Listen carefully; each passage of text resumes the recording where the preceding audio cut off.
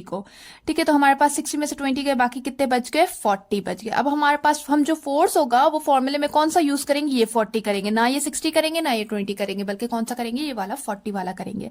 अब सिंपल इसमें पुट कर दें आप, यहां पर हमने एक्सेलरेशन फाइंड करनी है तो मास को यहां पर ले।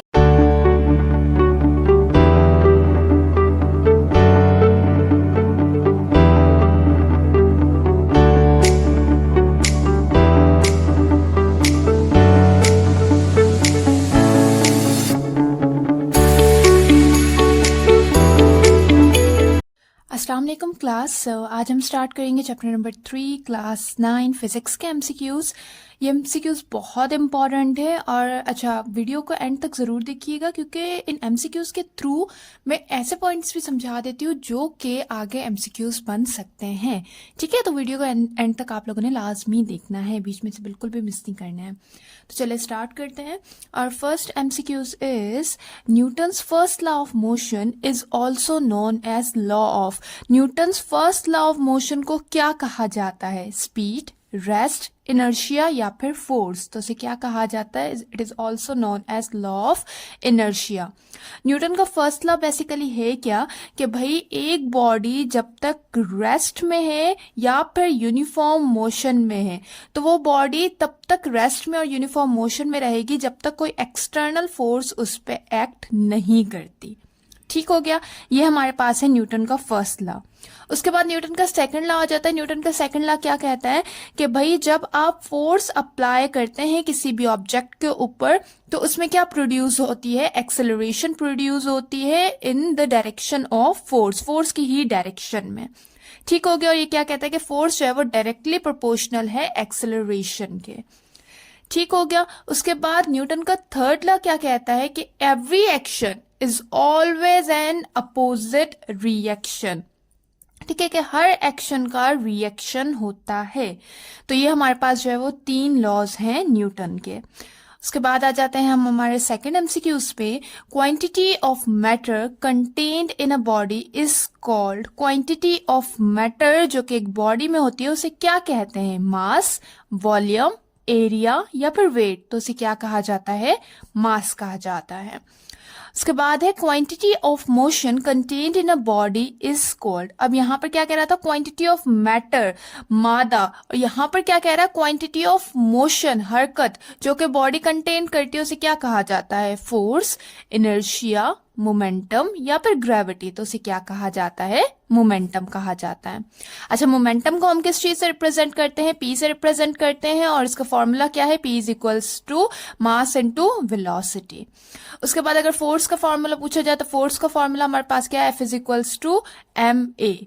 ठीक हो गया। और ग्रेविटी जो हमारे पास ये वाली ग्रेविटी है उसको किससे शो किया जाता है? स्मॉल जी से शो किया जाता है, और इसकी वैल्यू क्या है? 9.8 है, जिसे हम अप्रोक्सीमेटली क्या लिखते हैं? 10 मीटर पर सेकेंड स्क्वायर लिखते हैं।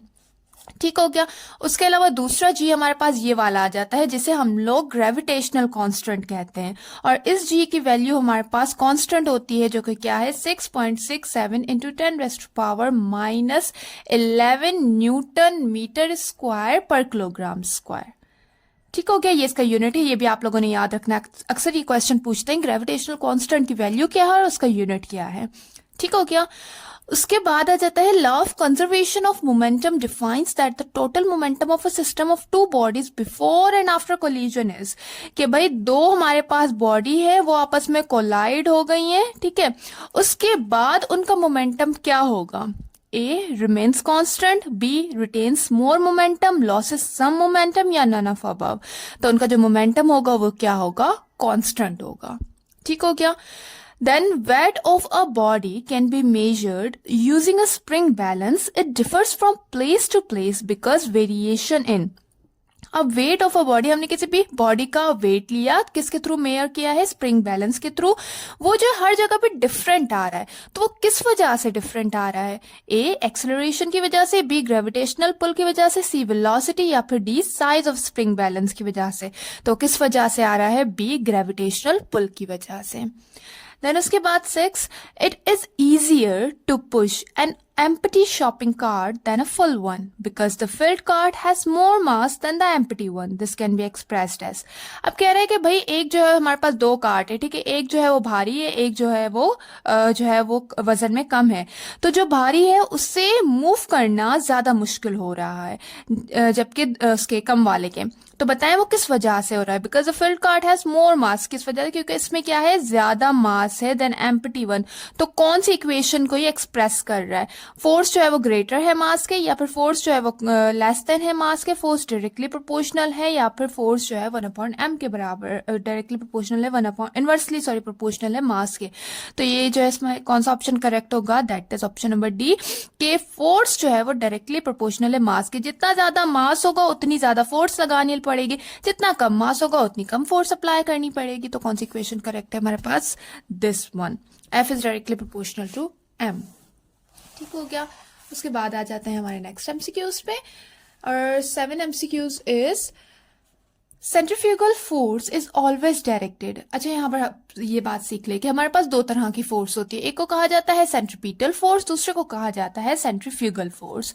ठीक हो गया। अब जो हमारे पास सेंट्रीपिटल फोर्स होती है वो क्या होती है? हमेशा always directed towards the centre, ठीक है, हमेशा सेंटर की तरफ मूव करती है। जबकि हमारी जो सेंट्रीफ्यूगल फोर्स होती है वो हमेशा क्या होती है? Always directed away from the centre.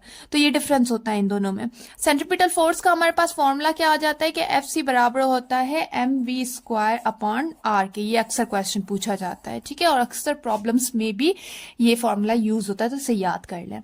तो यहां पर हमारा कौन सा ऑप्शन करेक्ट होगा कि centrifugal force is always directed towards centre, away from centre, along the circular path, या फिर ऑल साइड। तो यहाँ पर कौन सा ऑप्शन करेक्ट होगा? B.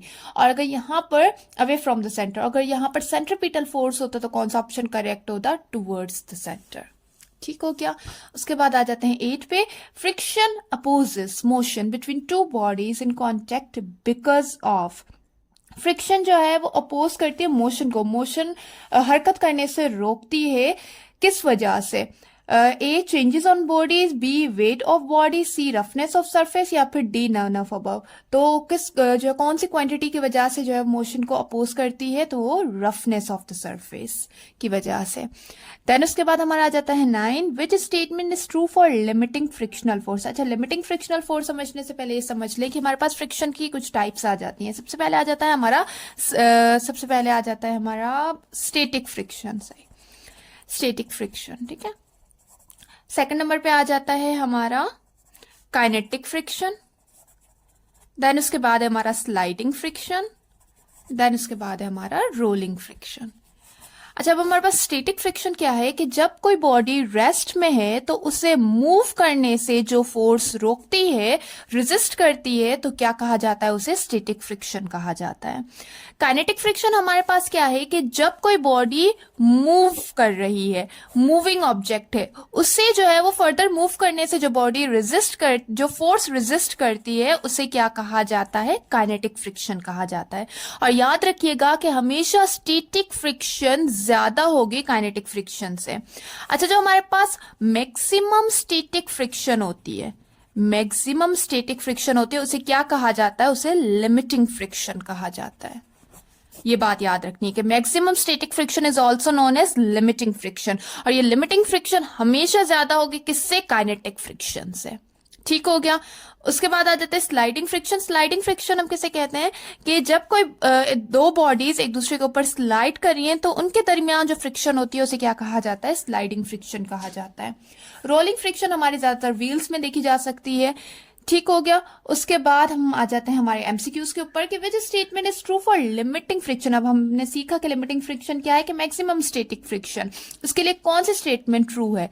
A, it is greater than rolling friction, B, it is greater than sliding friction, C, it is greater than kinetic friction, या फिर all true।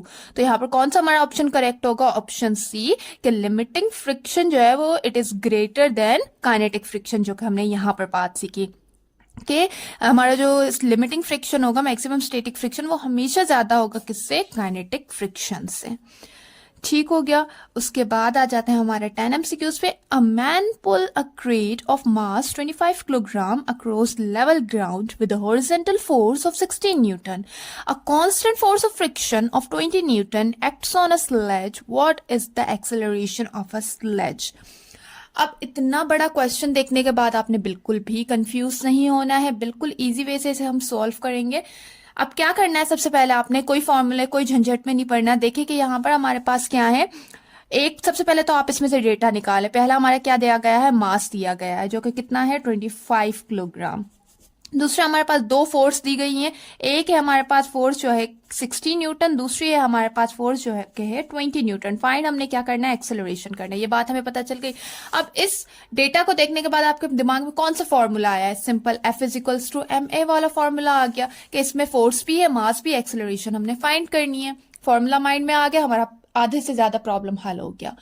अब उसके बाद आप यहाँ पर ये देखें कि यहाँ पर दो फोर्सेस है हमारे पास। तो जब भी आप दो फोर्सेस दो वेलोसिटीज देखें तो आपने क्या करना है कि आपने जो है वो बड़ी वाली वैल्यू में से छोटी वाली वैल्यू को माइनस कर देना है। ठीक है, F2 में से F1 को माइनस कर देना है। तो आपने क्या करना है, सिंपल के 60 में से आप माइनस कर दें 20 को। ठीक है, तो हमारे पास 60 में से 20 गए, बाकी कितने बच गए, 40 बच गए। अब हमारे पास हम जो फोर्स होगा वो फॉर्मूले में कौन सा यूज करेंगे, ये 40 करेंगे, ना ये 60 करेंगे ना ये 20 करेंगे, बल्कि कौन सा करेंगे, ये वाला 40 वाला करेंगे। अब सिंपल इसमें पुट कर दें आप। यहाँ पर हमने एक्सेलरेशन फाइंड करनी है तो मास को यहाँ पर ले आए, तो ये कैसे फॉर्मूला बन जाएगा, F/m equal to A। Force हमारे पास क्या है 40, मास हमारे पास क्या है 25। तो चले इसे सॉल्व करते हैं। 5 5 जा 25, 5 8 जा 40। अब इसे आप लोग इस तरह से सॉल्व कर ले कि 5 को आपने बाहर रखा, 8 को अंदर रखा, 5 1 जा 5, कितने बचे, 8 में से 5 गए, बाकी बचे 3। तो पॉइंट लगाकर यहाँ पर 0 ले लिया। 5 6 जा 30। तो हमारे पास कौन सा ऑप्शन आ गया यहाँ पर 1.6, जो कि मैंने ऑलरेडी जल्दी से यहाँ पर पेन से ही टिक कर दिया था। A 0.63, B 1.6, D वो 3.2। तो यहाँ पर हमारा कौन सा ऑप्शन करेक्ट होगा, B 1.6 मीटर पर सेकेंड स्क्वायर। ठीक हो गया। अब देखिए कितना बड़ा क्वेश्चन था, वैसे तो हम कंफ्यूज हो जाते हैं, पर सिर्फ आप सिंपल इतने बड़े क्वेश्चन में से पहले डेटा निकाल लिया करें, फिर उसके बाद फॉर्मूला देखिए कि इस पे कौन सा लग सकता है, फिर सिंपल आप पुट कर दें वैल्यूज को। ठीक हो गया। यहाँ पर हमारा ये चैप्टर होता है खत्म। आई होप ये लेक्चर आप लोग के लिए बेनिफिशियल रहा होगा। आप लोगों से रिक्वेस्ट है कि अगर अब तक आप लोगों ने मेरे चैनल को सब्सक्राइब नहीं किया तो काइंडली सब्सक्राइब कर दीजिए, और अगर वीडियो पसंद आई हो तो जरूर लाइक कीजिएगा। नेक्स्ट लेक्चर में हम नेक्स्ट चैप्टर को डिस्कस करते हैं। थैंक यू, खुदा हाफिज।